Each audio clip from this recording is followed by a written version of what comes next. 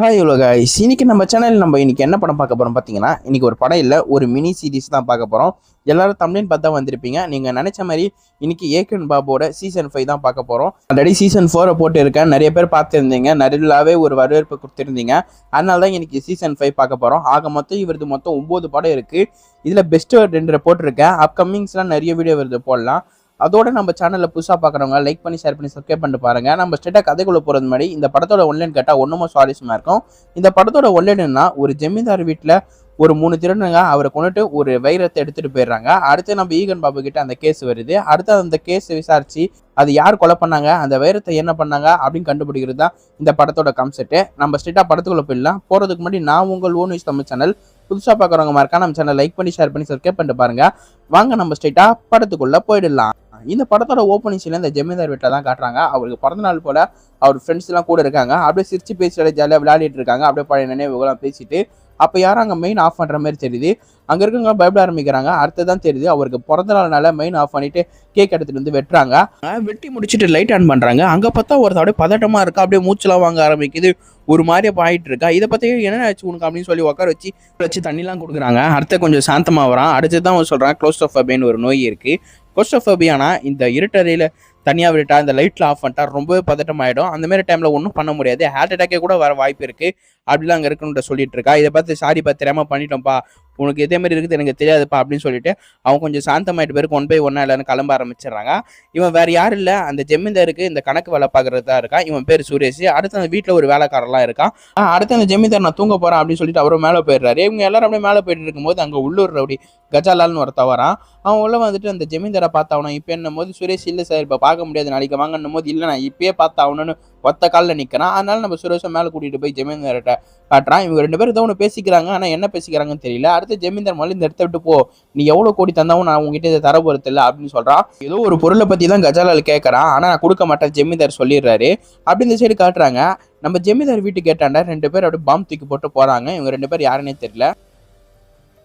அப்படியே கட் பண்ணி இங்கே ஒரு ஆளை காட்டுறாங்க. வேறு யாரும் இல்லை, நம்ம ஏகன் பாபு தான். அவர் கூட இன்னொரு ஃப்ரெண்டாக இருக்காங்க. இவங்க 2 பேரும் ஒருத்தர் ஃப்ரெண்டு இருக்காரு, அவர் வெளிநாட்டில் இருக்காரு போல. அவர்கிட்ட வீடியோ கால் பேசிட்டு இருக்காரு. அப்போ பின்னாடி ஏதோ ஒன்று சத்தம் கேட்குது. என்னன்னு பார்த்தா அந்த சுரேஷ் தான் வந்திருக்கான்.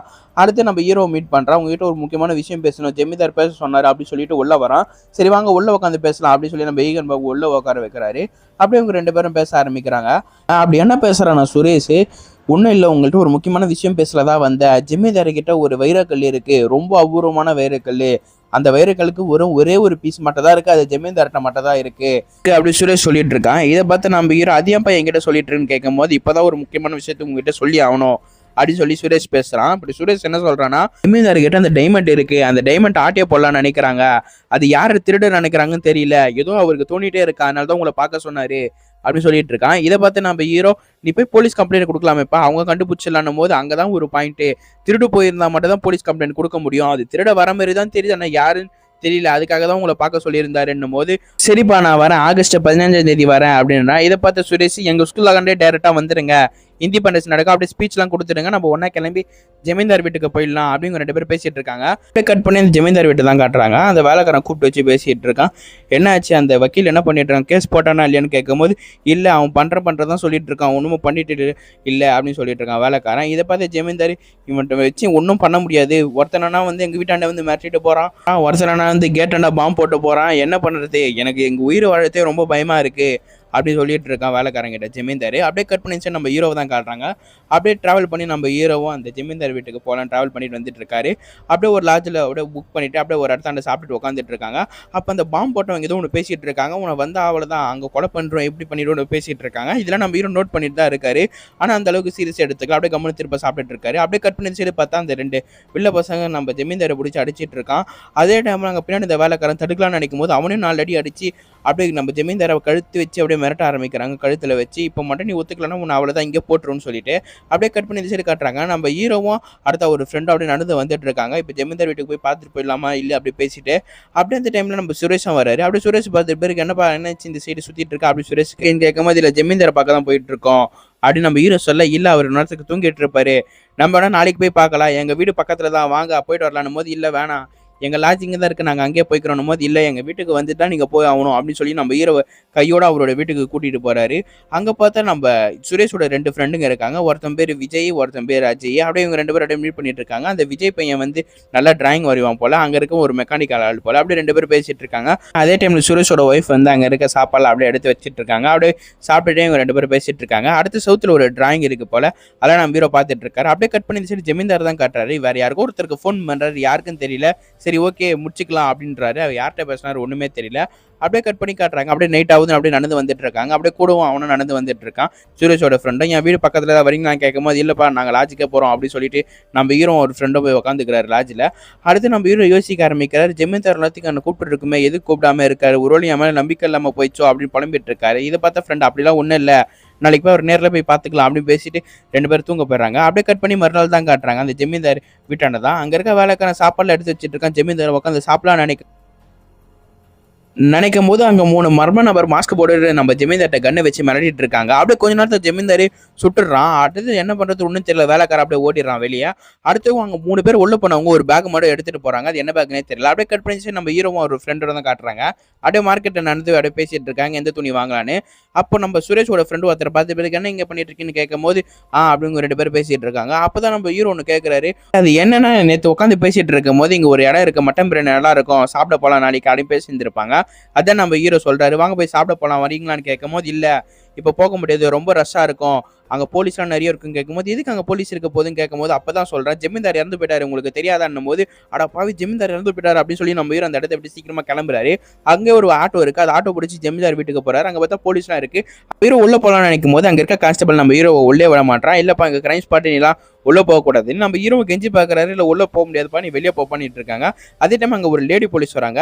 ஓ ஏகன் பாபு நீங்களா உள்ளே வாங்க அப்படின்றாங்க. என்னன்னு பார்த்தா நம்ம ஹீரோவை நல்லாவே தெரிஞ்சிருக்கு, நம்ம ஹீரோவை பற்றி எல்லாருக்கும் தெரியும் போல. அப்படியே உள்ள அப்படி கூட்டிட்டு இருக்காங்க. என்ன இந்த இடத்துக்கு வந்திருக்கீங்க என்ன விஷயம் கேட்கும் போது இல்ல அந்த ஜமீன்தார் வர சொன்னாரு அப்படின்னு சொல்லி சுரேஷ் சொன்ன மொத்த விஷயத்தையும் சொல்லிடுறாங்க. அடுத்துதான் அந்த லேடி கான்ஸ்டபிள் ஷாக்கா பாக்குறாங்க. இவ்வளவு நேரம் இங்க என்ன நடந்துச்சுன்னு கூட ஒண்ணுமே புரியாம இருந்துச்சு, இப்போ நீங்க சொல்லிட்டு போய் தான் தெரியுங்க ஏதோ ஒரு டைமண்ட் இருந்திருக்கு, அது திருட தான் வந்திருக்காங்கன்னு, ஒரு நல்ல ஹெல்ப் பண்ணிருக்கீங்க அப்படின்னு சொல்லி உள்ள கூட்டிட்டு போறாங்க கிரைம் ஸ்பாட்டாண்ட. நம்ம ஹீரோ கிரைம் ஸ்பாட்டை சுத்தி பாக்குறாரு, ஏன்னா கொலை பண்ணவன் என்ன அடியால எதனா விட்டு போயிருக்காருன்னு. ஆனால் அங்கே பார்த்தா எதுவுமே தெரியல. நம்ம ஹீரோ அப்படி சுற்றி பார்த்துட்டு அப்படியே உள்ளே போகிறாரு. அடுத்து அந்த டைமண்ட் அங்கே இருக்க பீரோவில் இருக்குதான் செக் பண்ணி பார்க்குறாங்க. பார்த்தா அந்த டைமண்ட் பீரோக்குள்ளே இல்லை. அப்போ இதுதான் திருட வந்திருக்காங்க, அந்த 3 பேர் நம்ம ஜமீன்தாரை கொலை பண்ணிட்டு இருக்காங்க அப்படின்னு பேசிட்டு இருக்காங்க. அப்படியே பின்னாடி பார்த்தா அந்த வேலைக்காரன் நிற்கிறான். இதை பார்த்து நம்ம ஹீரோ வேலைக்காரனை விசாரிக்க ஆரம்பிக்கிறாங்க. என்ன நடந்துச்சு ஃபர்ஸ்ட்லேருந்து நீ சொல்லுன்னு. அப்படியே அவன் சொல்லிட்டு இருக்கா, இதே மாதிரி சாப்பாடு வச்சுட்டு இருந்தேன், அப்போ 3 மர்ம நபர் அவரை கொலை பண்ணிட்டாங்க, அதை பார்த்த பயத்தில் நான் ஓடிட்டேன் வெளியே. அடுத்து சுரேஷ்க்கு ஃபோன் பண்ணி பார்த்தேன், அவர் பார்த்தா ஃபோனே எடுக்கல, அவர் ஃபோன் சுவிச் ஆஃப் வந்துச்சு, அவரும் ஆள் எங்கன்னு தெரியல அப்படின்னு சொல்லிட்டு இருக்கான். இதை பார்த்து நம்ம சுரேஷ் மிஸ்ஸிங்கா அப்படின்னு இவங்க 2 பேரும் ஷாக்காக பார்த்துட்டு இருக்காங்க. அடுத்து கொஞ்சமாக விசாரிச்சுட்டு இருக்காங்க என்னென்ன நடந்துச்சுன்னு. அப்படியே ஒன்று சொல்லிட்டு இருக்கான் அவனும். அடுத்து அவனும் வெளியே போயிடறான். நாங்கள் சொல்லும் போதெல்லாம் நீ வந்தவனப்பா ஊரை விட்டு வெளியெல்லாம் போயிடாதானே, அவனை தலையாட்டிட்டு அப்படியே கிளம்பிடுறான் அந்த சைடு. அப்படியே கட் பண்ணி திசை தான் காட்டுறாங்க அந்த சுரேஷ் வீட்டாண்ட. அவன் ஃப்ரெண்டும் அப்படியே பார்த்துட்டு இருக்கான், சுரேஷ் எங்கட ஆளை காணோன்னு. அதே டைம் நம்ம ஹீரோ போய் எங்கப்பா சுரேஷ்னு கேட்கும்போது அவன் ஆளை காணோம், கொடி ஏற்றிட்டு வரேன், ஸ்கூலுக்கு போனால் ஒன்றுமே வரல, அங்கே பார்த்து ஆளே காணோம் அப்படின்னு பேசிட்டு இருக்காங்க. அடுத்து உள்ள போய் அவங்க ஒய்ஃப் கிட்ட கேட்குறாங்க. அவங்க ஒய்ஃப் எதாவது சொல்கிறாங்க, நான் கொடி எடுத்துட்டு வீட்டுக்கு வந்துடுவேன், நீ சமைச்சு வைமா நான் வரேன், எங்கள் வீட்டுக்கு தான் சாப்பிடுவேன் அப்படின்னு சொல்லிட்டு தான் போனார், எங்கே போனார் ஒன்றுமே தெரியல அப்படின்னு சொல்லி அப்படியே மயக்கம் போட்டு கீழே வந்துடுறாங்க சாப்பிடாம. அப்படியே கட் பண்ணி சைடு பார்த்தா அந்த கஜல் வாழை பிடிச்சிட்டாங்க போலீஸ். அந்த வேலைக்காரன் சொல்லியிருப்பான் இதே மாதிரி கஜல் ஆள் வந்திருந்தாரு, அவனும் ஒரு ரவுடி தான், அவன் மிரட்டிட்டு போயிருந்தான், அந்த விஷயத்த சொல்லியிருப்பான், அதை சொல்ல மறந்துட்டேன். அதனால இந்த கஜல் ஆளை பிடிச்சிடுறாங்க. அடுத்து அங்கே இருக்க போலீஸ் அந்த அவன் வச்சுட்டு இருக்க பேக்கை திறந்து பார்த்தா அவங்ககிட்ட தான் இருக்கு அந்த டைமண்ட். இதை பார்த்து இவருக்கு அரெஸ்ட் பண்ணி அவனை உள்ள கூட்டிட்டு போய் விசாரிக்க ஆரம்பிக்கிறாங்க. அப்படியே நம்ம ஹீரோ வந்துடுறாரு. நம்ம ஹீரோவும் கொஞ்சம் கொஞ்சமாக விசாரிச்சுட்டு இருக்காரு, எதுக்குப்பா அவனை கொலை பண்ணிட்டு இதை திருடிட்டு போனேன்னு. இதை பார்த்து அந்த வெளில நான் எங்கப்பா திருடிட்டு போனால் அவர்கிட்ட காசு கொடுத்துலாம் வாங்கலான்னு சொல்கிறான். இதை பார்த்தா நம்ம ஹீரோ எங்களை பார்த்தா கேன மாதிரி இருக்கா, நீ உள்ளே வந்திருக்க 3 அடியால் கூட்டிகிட்டு வந்து அப்படியே அவரை சுட்டுட்டு அடுத்த பீரோக்குள்ளே இருக்க அந்த வைரத்தை திருடிட்டு வந்துட்டேன், அவ்வளோதானே விஷயம் அப்படின்னும் போது இதை பார்த்து அந்த வெளில இல்லை நான் உங்கள்கிட்ட உண்மையை சொல்லிக்கிறேன் அப்படின்னு சொல்லி உண்மையை சொல்கிறான். என்னன்னு பார்த்தா அவன் உண்மையாகவே காசு கொடுத்து தான் வாங்கியிருக்கான் போல. இந்த டைமண்ட்டு நம்ம கொஞ்சம் சீனுக்கு முன்னாடி பார்த்துருப்போம். அந்த ஜமீன்தார் வந்து ஒருத்தருக்கு ஃபோன் பண்ணிட்டு ஓகேப்பா ஒத்துக்கிறேன் அப்படின்னு சொல்லியிருப்பாரு. அது வேறு யார்ட்டும் இல்லை, இந்த வில்லைங்கிட்ட தான் சொல்லியிருக்காரு போல. அடுத்து தான் இவன் வந்து வாங்கிக்கிறான். அடுத்து அந்த பணத்தை எடுத்துகிட்டு வந்து ஜமீன்தார்ட்டையும் கொடுத்துட்டு இருக்கான். ஜமீன்தார் வந்து சுரேஷ் கிட்ட கொடுத்துருக்கான், அவன் ஒருத்தன் போய் உள்ளே வச்சிருக்கான். இந்த மொத்த விஷயத்தையும் சொல்லிடுறான். இதை பார்த்து நம்ம ஹீரோக்கு ஒன்றுமே புரியல, என்னடா இவன் தான் கொலை பண்ணியிருப்பான்னு பார்த்தா இவன் இல்லைன்னு சொல்கிறானே அப்படின்னு. அடுத்து அவன் ஃப்ரெண்டுக்கிட்டே உட்காந்து பேசிகிட்டு இருக்காங்க, இந்த மாதிரி ஆச்சுடா கேஸுன்னு. அவனும் க்ளூ கொடுக்கலான்னு நினைக்கிறான், அவனாலேயே எதுவுமே யோசிக்கவே முடியல க்ளூ கொடுக்குற மாதிரி. அப்படியே அவன் கட் பண்ணிட்டு போயிடுறான். அடுத்த நம்ம ஹீரோவே ஒன்று யோசிக்கிறாரு, ஏன் இப்படி நடந்திருக்கக்கூடாது, சுரேஷ் தானே பணத்தை எடுத்து வச்சான், சுரேஷுக்கு பணம் தேவைப்படுதுன்னு அவனுக்கு அந்த ஜமீன்தாரை கொலை பண்ணிவிட்டு அந்த பணத்தை எடுத்து போயிருந்தா அப்போ சுரேஷை பிடிச்சா எல்லாமே முடிஞ்சு போய்டும் அப்படின்னு பேசிகிட்டு இருக்காங்க. அதே டைமில் போலீஸ் ஃபோன் பண்ணுறாங்க. என்னன்னு பார்த்தா இப்போ பயங்கரமான சாக்கு. என்னன்னு பார்த்தா அந்த சுரேஷ் இறந்து போயிருக்கான். இதை நியூஸ் கேட்டோடனே நம்ம ஹீரோக்கு ஒன்றுமே புரியல, என்னடா சுரேஷ் பண்ணியிருப்பான்னு பார்த்தா இப்போ இவனை இறந்து போயிருக்கானேன்னு. அடுத்து அந்த ஸ்பாட்டுக்கும் நம்ம ஹீரோ போகிறாரு. அங்கே இருக்க ஒரு இடமா நம்ம ஹீரோ பார்த்துட்டு இருக்காரு. என்னன்னு பார்த்தா அந்த சுரேஷ் அந்த ரூமில் தான் பயந்து போயிருக்கான். ஆல்ரெடி நான் சொல்லியிருப்பேன் அவனுக்கு இதே மாதிரி ஒரு நோய் இருக்குது, ரூம்லலாம் இருட்டான இடத்துல அடிச்சா அவன் ஹார்ட் அட்டாக் வந்து இறந்து போயிடுவானே, அதே மாதிரி தான் இறந்து போயிருக்கான் போல. அதெல்லாம் நம்ம ஹீரோ அப்படியே பார்த்துட்டு இருக்காரு. அங்கே பக்கத்தில் என்ன ஒன்று இருக்கானே. அப்போ அங்கே ஒரு சேர் நோட் பண்ணுறாரு. என்னன்னு பார்த்தா அந்த சேர் நல்லா தூசி படைஞ்சிருக்கு, ஆனால் யாரோ உட்காந்து எழுச்சிட்டு போன மாதிரி அந்த சேரில் இருக்குது. அந்த இடையெல்லாம் நம்ம ஹீரோ பார்த்துட்டு இருக்காரு. அடுத்து அந்த இடத்த ஃபுல்லாக அப்படியே சுற்றி முற்றி பார்த்துட்டு இருக்காரு. அப்போ தான் நம்ம ஹீரோ ஒன்று நோட் பண்ணுறாரு. என்னன்னு பார்த்தா சாவறதுக்கு முன்னாடி ஏதோ ஒன்று எழுதி வச்சுட்டு இருக்கான் போல் அந்த சுரேஷ். அதில் பார்த்தா ஒரு 2 லெட்டர் ஆல்ஃபாபெட்டில் இருக்குது, இது பார்த்தா மொத்தம் நம்பர்வாக இருக்குது. அந்த நம்பர்லாம் நம்ம ஹீரோ நல்லாவே நோட் பண்ணி வச்சுக்கிறாரு பேக்குள்ளே இருக்கிற ஒரு நோட்டில். அடுத்து நம்ம ஹீரோ அந்த ஜமீன்தார் வீட்டுக்கு தான் போகிறாரு. அங்கே இருக்க வேலைக்காரனை விசாரிக்க ஆரம்பிக்கிறாரு. முதல்ல இருந்து சொல்லுப்பா, திருப்பம் நீ நல்லா யோசிச்சுட்டு சொல்லி இந்த டைமண்டை பற்றி யார் யாருக்கு தெரியும்னும் போது அடுத்து தான் அவன் சொல்கிறான், கொஞ்ச நாளைக்கு முன்னாடி ஐயாவுக்கு பர்த்டே வந்து இருந்துச்சு, அப்போ அவரோட ஃப்ரெண்ட்ஸ் எல்லாரும் வந்துருந்தாங்க, அவர்கிட்ட எல்லாமே இந்த டைமண்டை காமிச்சிட்டு இருந்தாரு அப்படின்னு சொல்லிட்டு இருக்கான் அந்த வேலைக்காரன். இதை பார்த்துட்டு பேர் அவரோட ஃப்ரெண்ட்லாம் விசாரிச்சு ஆகணும் அப்படின்னு நம்ம ஹீரோ அங்கே இருக்க கான்ஸ்டபிள்ட்ட எல்லாம் சொல்லிட்டு இருக்காரு. அடுத்து வேற என்ன உனக்கு தெரிஞ்ச உண்மையை சொல்லுப்பான்னும் போது எனக்கு ஒன்றும் ஞாபகம் வந்துச்சு, அன்னைக்கு நைட்டு கஜாலால் வந்திருந்தாரு. கஜாலாலும் ஜமீன்தாரும் ரூம்குள்ள உட்காந்து பேசிட்டு இருந்தாங்க. அவங்க என்ன பேசிட்டு இருக்காங்கன்னு சுரேஷ் ஒட்டி கேட்டுட்டு இருந்தான் அப்படின்னு சொல்லிட்டு இருக்கான் மொத்த விஷயத்தையும். கூட இன்னொரு விஷயமும் சொல்கிறான், அன்றைக்கி நைட்டு அந்த பாம்பு போட்டுருப்பாங்கன்னா அந்த 2 பசங்க, அவர் விஷயத்தையும் சொல்கிறாங்க. யாருன்னே தெரியல, கேட்டாண்ட 2 பாம்பு போட்டுட்டு போயிட்டாங்க, அதை பற்றி போலீஸ் கம்ப்ளைண்ட் கொடுக்கலான்னு நினச்சிருந்தோம், ஆனால் அவர் வேணான்னு விட்டுட்டாரு அப்படி மொத்த விஷயத்தையும் சொல்லிட்டு இருக்கான். சரிப்பா, நாங்கள் விசாரிக்கும் போதெல்லாம் கண்டிப்பாக நீ வந்து அவனை ஊருக்குள்ளே ஊரை விட்டு வெளியே போகாது அப்படின்னு சொல்லி அவனை அமுச்சு விட்டுறாங்க. அடுத்து நம்ம ஹீரோ வீட்டுக்கு வந்தவன் அந்த நம்பர் என்னது நல்லா யோசிச்சுட்டு இருக்கான். அடுத்து தான் அவன் ஃப்ரெண்டு சொல்கிறான், அந்த நம்பர் ஃபோன் நம்பராக இருக்கும், செக் பண்ணி பாருன்னு கேட்கும்போது ஃபோன் போட்டால் போவே மாட்டேங்குது. இதை பார்த்தா அவன் ஃப்ரெண்டு இன்னொரு விஷயத்தையும் சொல்கிறான், பேசாமல் இப்படி ட்ரை பண்ணிப்பாரு, ஏனா 1 பீனா 2 சீனா 3 அப்படி ட்ரை பண்ணிப்பாரு அப்படின்னும் போது அடுத்து நம்ம ஹீரோவும் ட்ரை பண்ணி பார்க்குறாரு. என்னன்னு பார்த்தா இவன் நேம் தான் வருது, அந்த வில்லன் நேம் தான் வருது, கஜால்வால். இதை பார்த்தா நம்ம ஹீரோ நேம் கண்டுபிடிச்சாச்சு. அப்போ எண்ணியனா என்ன அப்படின்னு யோசிச்சுட்டு இருக்கான். இதை பார்த்தா அவன் ஃப்ரெண்டு அப்போ எண்ணியனா என்ன நம்ம கண்டுபிடிக்கணும் அப்படின்னு பேசிட்டு இருக்காங்க. அப்படியே மறுநாள் தான் காட்டுறாங்க. நம்ம ஹீரோவும் அவன் ஃப்ரெண்டும் அப்படியே அந்த போலீஸ்ல தான் பேசிட்டு இருக்காங்க. நாங்கள் கண்டுபிடிச்சாச்சு, டீகோட் பண்ணியாச்சு, அதில் கஜால்வால் தான் வந்திருக்கு, அடுத்து எண்ணியை தான் என்னன்னு தெரியல, அதை நம்ம கண்டுபிடிச்சாகணும் அப்படி இந்த போலீஸ் கிட்ட சொல்லிட்டு இருக்காரு. நம்ம ஹீரோ கூட ஒன்னொரு விஷயத்தான் சொல்றாரு, ஏன் இப்படி நடந்திருக்க கூடாது, கஜால்வாலும் சுரேஷும் பிளான் போட்டு ஜமீன்தார் வீட்டுக்கு போய் அவரை கொலை பண்ணிட்டு அவர் வீட்டுக்குள்ள இருக்க மொத்த காசையும் எடுத்துட்டு ஒரு ரூமுக்குள்ள போயிருக்கலாம், அடுத்து அவர் அங்கே கொலை பண்ணிட்டு இந்த இடத்த விட்டு ஓடிட்டு இருக்கால கஜால்வால் அப்படி கூட இருந்திருக்காங்க அப்படின்னு பேசும்போது அதுக்கும் ஒரு பாயிண்ட் எடுத்து வைக்கிறாங்க. அப்படிலாம் ஒரு விஷயமும் இல்லை, அன்னைக்கு அவர் ஒரு மார்க்கெட்ல இருந்திருக்காரு, அதுக்கான வீடியோ ப்ரூஃபும் இருக்கு அப்படின்னு சொல்லிட்டு இருக்காங்க அந்த ஆஃபீஸர். இது கேட்ட நம்ம ஹீரோ சரி அப்போ அவரோட ஃப்ரெண்ட்ஸ் எல்லாம் விசாரிச்சு பார்த்துட்டீங்களா அப்படின்னு கேட்கும்போது எல்லாம் விசாரிச்சாச்சு, அவங்க ஊர்ல தான் இருந்திருக்காங்க, அப்போ அவங்களும் நாங்கள் சஸ்பெக்ட் லிஸ்ட் வந்து எடுத்தாச்சு அப்படின்றாங்க. கூடவே இன்னொரு விஷயமா சொல்றாங்க, நீங்கள் அந்த அளவுக்கு குழப்பத்துக்கெல்லாம் தேவையில்லை, சுரேஷ் அட்டாப்சி ரிப்போர்ட் வந்து இருந்துச்சு, அவர் ஹார்ட் அட்டாக்ல தான் இறந்து போயிருக்காரு, அந்த நோயால தான் இறந்து போயிருந்தாரு அப்படி மொத்த விஷயத்தையும் சொல்லிடுறாங்க. நம்ம ஹீரோக்கு ஒன்றுமே புரியல, எங்கே போனாலும் நடா முட்டுக்கட்டா நிற்குதுன்னு. இப்போ நம்ம ஹீரோவும் ஒரு ஃப்ரெண்டும் சுரேஷ் வீட்டுக்கு தான் போகிறாங்க. அப்படியே சுரேஷ் வீட்டில் இருக்கவங்க விசாரிக்க ஆரம்பிக்கிறாரு. இதே மாதிரி அவர் ஹார்ட் அட்டாக்ல தான் இறந்து போனார், அவர் ஹார்ட்டில் என்ன பிரச்சனை இருக்கான்னு கேட்கும்போது அவன் ஃப்ரெண்டு சொல்கிறான், இல்லை அவருக்கு ஹார்ட்டில் தான் பிரச்சனை இல்லை, இதே மாதிரி ஒரு நோய் இருக்குது அப்படி இந்த நோயை பற்றி சொல்லிட்டு இருக்கான். இருட்டை பார்த்தா அவனுக்கு இதேமாரி பயப்பட வரும், பதட்ட வரும், அதே மாதிரிலாம் சொல்லிட்டு இருக்கான். அடுத்து நம்ம ஹீரோ இந்த சுரேஷுக்கு இதேமாரி நோய் இருக்குது வேறு யாருக்காவது தெரியுமான்னு கேட்கும்போது தெரியும், இந்த கஜால்வாலுக்கு தெரியும், ஒரு வாட்டி மீன்தரம் கஜால்வாலும் பேசிட்டு இருக்கும்போது கரண்ட் ஆஃப் ஆச்சு, அதேமாரி நடந்துச்சு, அவனுக்கு கஜால்வாலுக்கு நல்லாவே தெரியும் அப்படின்னு சொல்லிட்டு இருக்கான். நம்ம ஹீரோ சொல்றாரு, அதே மாதிரி டைமண்ட் வித்துட்டாங்க, அடுத்து பணமா தான் எடுத்துட்டு போயிருக்காங்க அப்படின்னும் போது பணமா எடுத்துட்டு போயிட்டாங்க அப்படின்னு சொல்லி சாக்கா கேட்கறாங்க. அடுத்து நம்ம ஹீரோ ஒன்னு ஒரு கேள்வி கேட்கிறாரு, சுரேஷ்காரனை எதிரி மாதிரியான இருக்காங்களான்னு கேட்கும்போது அவனை யோசிச்சு பார்த்துட்டு எதிரிலாம் இல்லை, இப்போ ரீசெண்ட் டைம்ல ஒருத்தன கிட்ட சண்டை போட்டான் அப்படின்னு சொல்லி அந்த 2 ஆளுங்க காட்டுறாங்க, அவன் கிட்ட தான் சண்டை போட்டு இருந்தான், நான் ஜமீன்தார்கிட்டே ரொம்ப பேசிட்டு இருந்தாங்க, கை வச்சுட்டான் அப்படின்னு சொல்லிட்டு இருக்கான்.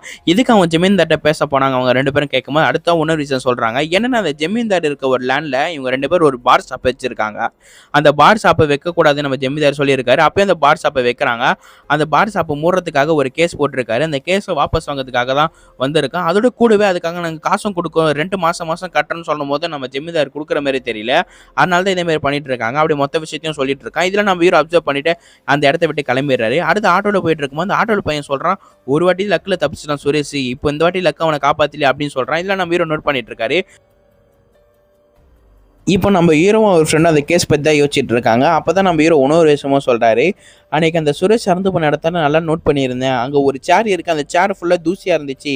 ஆனால் யாரோ ஒரு உட்காந்துட்டு எழுந்துச்சு போன மாதிரி ஒரு அடையாளம் இருக்குது. அது என்னென்னு எனக்கு இது வரைக்கும் தெரியல. அடுத்து இன்னொரு டவுட்டு, சுரேஷ் இது வந்து கை கால்லாம் லேசாக தான் கட்டியிருக்கு. அவன் வாய் கூட கொஞ்சம் லேசாக தான் கட்டியிருந்துச்சு. அவன் நினச்சிருந்தா வெளியே ஹெல்ப் கேட்டிருக்கலாம். அவன் ஏன் ஹெல்ப் கேட்காம இருக்கான்?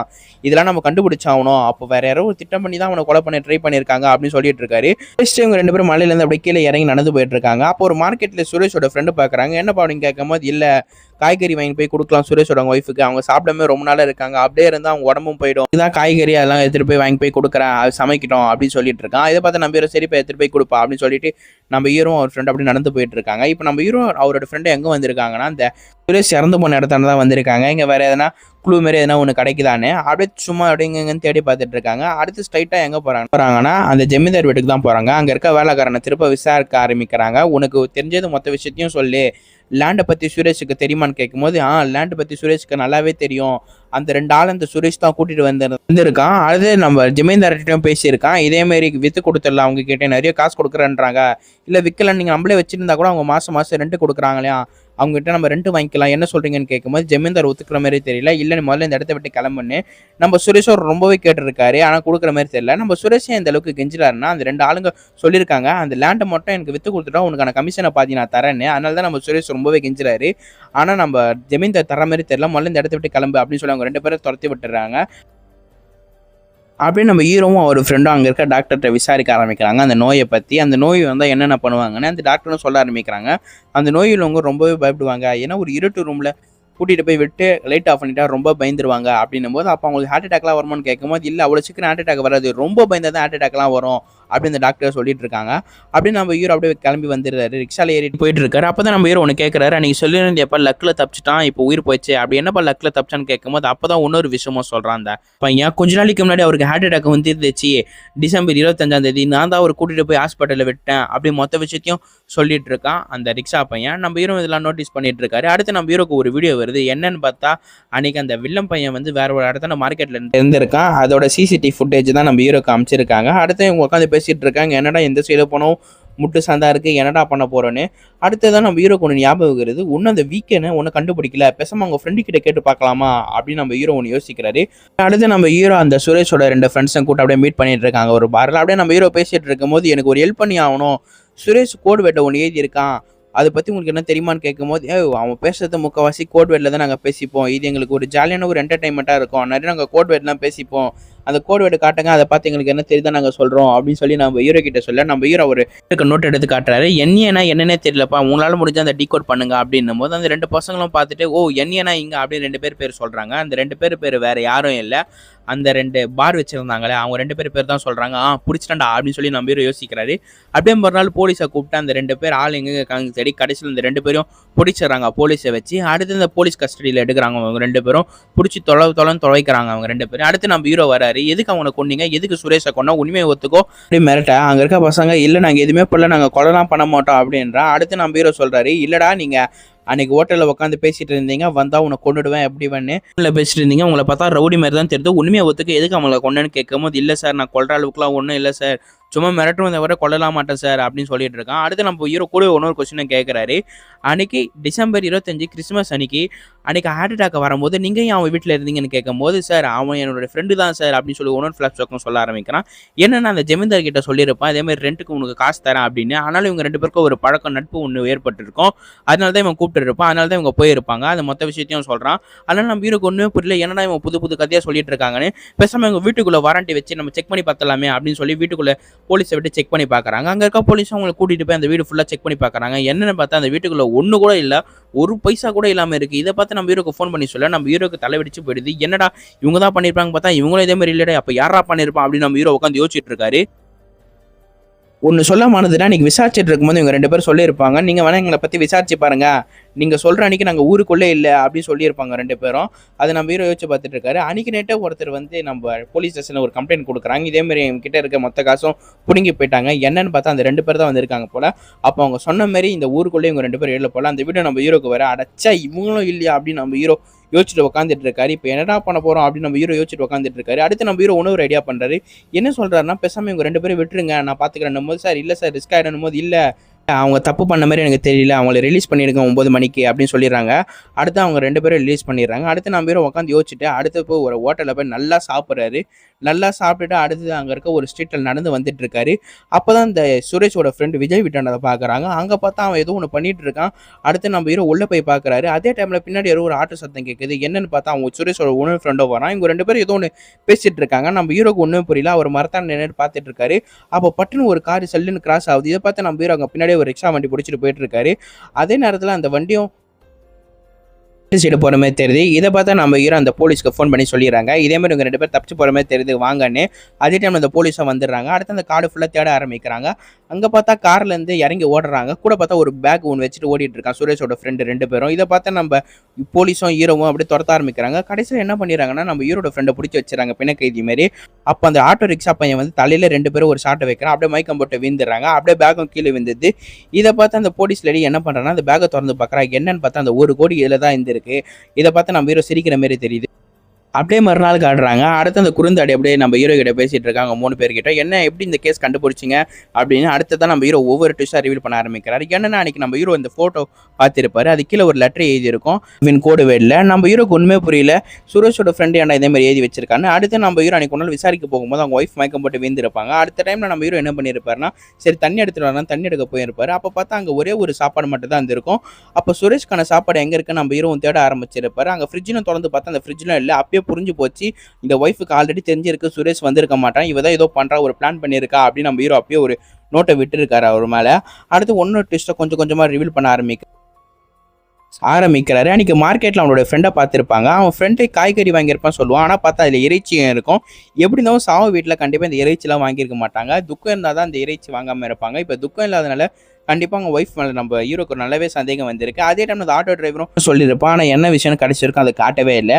அடுத்து ஒன்று நம்ம ஹீரோ சொல்ல ஆரம்பிக்கிறார். இந்த சுரேஷுக்கு அந்த பணத்தாசை ரொம்பவே பிடிச்சிருக்கும். அதனால இந்த திருடலான்னு ஒரு பிளான் சொல்லியிருப்பார். அந்த வைரத்தை 1 கோடி மேலே போது கண்டிப்பாக நம்ம திருடலான்னு. அப்போ அவங்க ஒய்ஃப் என்ன சொல்கிறாங்கன்னா நான் மட்டும் இருந்து தான் இன்னும் 1 வாரத்தில் அது திருடி இருப்பேன் அப்படின்னு சொல்லியிருப்பான். அதனால நம்ம சுரேஷுக்கு ரொம்பவே மோட்டிவேஷன் ஆகிடுது. கண்டிப்பாக இந்த வைரத்தை திருட போகிறோன்னு. அடுத்து அந்த ஜமீன்தாருக்கு சாப்பாடு வாங்கலான்னு வரும்போது அப்போ தான் நம்ம ஹீரோ இந்த ஊரில் ஃபெஸ்டிவல் நடப்போது வரப்போகிறோம் இதேமாதிரி லாட்ஜில் புக் பண்ணுங்க அப்படின்னு சொல்லியிருப்பான். நம்ம ஹீரோ பற்றி நல்லாவே தெரிஞ்சிருக்கு. இந்த சுரேஷோட பிளான் என்னன்னா இதே மாதிரி வைரத்தை திருட போறாங்க அப்படின்னு ஆல்ரெடி நம்ம ஹீரோ கிட்ட ஒரு பிளான் சொல்லி வச்சிருந்தா நம்ம ஹீரோ சுரேஷ் மேலே சந்தேகம் வராது. அதனால தான் இந்த மாதிரி ஒரு பிளானை பண்ணி வச்சிருப்பார். அதனால தான் சுரேஷை போய் மீட் பண்ணியிருப்பார். ஜமீன்தார்லாம் ஒன்றுமே சொல்லியிருக்க மாட்டார். இந்த ட்விஸ்ட்டை ஒவ்வொன்றா ரிவீல் பண்ண ஆரம்பிச்சாங்க. அடுத்த கடைசியில் இன்னொரு ட்விஸ்ட்டும் ரிவீல் ஆகுது. என்னன்னா சுரேஷோட ஃப்ரெண்டுக்கு சுரேஷோட ஒய்ஃப் மேலே ஒரு ஆர்வம் இருந்திருக்கும், ஒரு லவ். அந்த லவ்வுக்காகவே இவங்க 2 பேரும் கல்யாணம் பண்ணிக்கலாம்னு நினைக்கிறாங்க. அதுக்கு சுரேஷ் தடியா இருக்கான். அவனை கொலை பண்ணிட்டு இது பண்ணிக்கலாம் அப்படின்னு நினைக்கும் போது தான் இந்த பிளான் பற்றி சொல்லியிருப்பான் அந்த பண மேட்ரு. சரி இந்த பணத்தை முடிச்சுட்டு இவனை கொலை பண்ணிக்கலாம்னு ஒரு பிளானை போட்டுட்டு இருப்பாங்க. அந்த பிளானை தான் இங்கே ஓடிட்டு இருக்கு. அடுத்து இந்த பணத்தெல்லாம் கிடைச்சிட்டு பிறகு இந்த சுரேஷை கட்டி போட்ட மாதிரி ஒரு நாடகம் ஆனா வரவங்க சுரேஷ் மேலே சந்தேகம் வராத மாதிரி தான் பண்ணி வச்சிருப்பாங்க. ஆனால் நம்ம சுரேஷ் நினைச்ச மாதிரி யாருமே இந்த சைடு வரவே இல்லை. அதுக்கு நம்ம சுரேஷ்க்கு தெரிஞ்சு போடுது இவங்க ஏதோ நம்மளுக்கு துரோகம் பண்ணிட்டாங்க. அதனால அங்கேயே ஒரு செங்கல் இருந்திருக்கும். அந்த செங்கல்ல தான் இதே மாதிரி ஒரு கோடு வேடா ஏதி வச்சிருப்பான். அடுத்துதான் இவன் இறந்து போயிருப்பான் ஹார்ட் அட்டாக்ல. மொத்த விஷயத்த நம்ம ஹீரோ டீகோட் பண்ணி வச்சிருப்பாரு. அந்த மொத்த விஷயத்தையும் அவன் ஃப்ரெண்டு கிட்டையும் சொல்லிட்டு இருக்காரு. அடுத்து அந்த போலீஸ் கிட்டையும் சொல்லிட்டு இருக்காரு. எப்படியும் இந்த கேஸ் நம்ம ஹீரோவும் முடிச்சாச்சு. அடுத்து நம்ம ஹீரோ இந்த ஊரை விட்டு கிளம்புற மாதிரி தெரியுது. அந்த போலீஸும் இன்னும் வேற என்ன கேஸ் இந்த உங்கள்கிட்ட சொல்லட்டுமான்னு கேட்கும்போது கண்டிப்பா சொல்லுங்க நான் கண்டிப்பா வரும் அதே மாதிரி சொல்லிட்டு இருக்காரு. அடுத்து ஒரு ரிக்ஷா பிடிச்சிட்டு போயிட்டு இருக்காரு. அப்போ ஒரு ஃபோன் வருது. இதே மாதிரி ஒரு கேஸ் இருக்கு வரீங்களான்னு. இதோ வரேன் அப்படின்னு சொல்லி நம்ம ஹீரோவும் அப்படியே ஃபோனை கட் பண்ணுற மாதிரி தெரியுது. அப்படியே இந்த படத்தை முடிக்கிறாங்க. எப்படி இருந்துச்சு கண்டிப்பாக நீங்கள் மறக்காமல் கமெண்ட்லேயே சொல்லி ஆகணும். இந்த ட்விஸ்ட்டை யாராவது எதிர்பார்த்துருந்தீங்களா? கண்டிப்பாக எதிர்பார்த்துருக்க மாட்டீங்க. ஏன்னா நான் படம் பார்க்கும்போது எனக்கே இந்த ஒரு ட்விஸ்ட்டை வச்சிருப்பாங்கன்னு யோசிச்சு பார்க்குறேன். அந்த மாதிரி இருந்துச்சு இந்த வெப் சீரிஸ். இதே மாதிரி நிறைய வெப் சீரிஸ் இருக்குது இவருது. நான் நிறைய வீடியோ போட ட்ரை பண்ணுறேன். கண்டிப்பாக நம்ம சேனலில் புதுசாக பார்க்குறவங்க லைக் பண்ணி ஷேர் பண்ணி சப்ஸ்கிரைப் பண்ணிட்டு பாருங்கள். அதோட கமெண்ட் பக்கத்தில் ஹைப்புன்னு ஒன்று இருக்கும். அது தொடுங்க. நீங்கள் பார்த்த மாதிரி ஒரு 10 பேர் பார்க்க வாய்ப்பு இருக்குது. அதனால் கண்டிப்பாக தொடுவீங்கன்னு நினைக்கிறேன். அதோட புதுசாக பார்க்குறவங்க மறக்காம சேனல் லைக் பண்ணி ஷேர் பண்ணி சப்ஸ்கிரைப் பண்ணிட்டு பாருங்கள். இதோட புது வீடியோ நம்ம சேனலில் வரப்போகுது. நெக்ஸ்ட் ஒரு சூப்பரான ஒரு வீடியோவில் சந்திப்போம். பாய்.